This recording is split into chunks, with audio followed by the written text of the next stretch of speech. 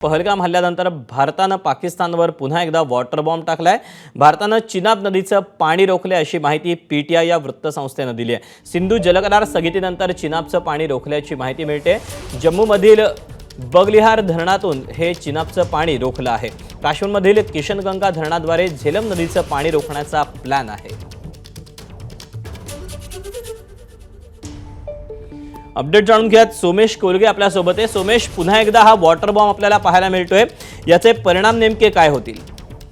नक्कीच दीपक, याबाबत केंद्र सरकारने 3 टप्प्यामध्ये एकूण स्ट्रॅटेजिक डिसिजन ठरवलेले आहेत की कशा पद्धतीने 3 टप्प्यात इंडस वॉटर ट्रीटी ही स्थगित केल्यानंतर सिंधू नद्यांचं जे पाणी, सिंधू आणि सिंधूच्या उपनद्यांचं पाणी पाकिस्तानला जातं ते कशा पद्धतीने थांबवायचे। तर यासाठी खूप मोठ्या प्रमाणावर भारताने जे पूर्वी जलविद्युत केंद्रासाठी म्हणून जलविद्युत निर्मितीसाठी म्हणून जे डॅम बनवले होते, धरणं बांधली होती, त्याचा उपयोग केला जातोय आणि या धरणांच्या मार्फत हे पाणी आता अडवलं जाते। तर सध्याची माहिती मिळते त्यानुसार बगलिहार धरणातून जाणारं पाणी हे अडवलं गेलेलं आहे। थोड्याच दिवसात किशनगंगा धरणावरचं पाणी देखील अडवण्याबाबत निर्णय होणार आहे।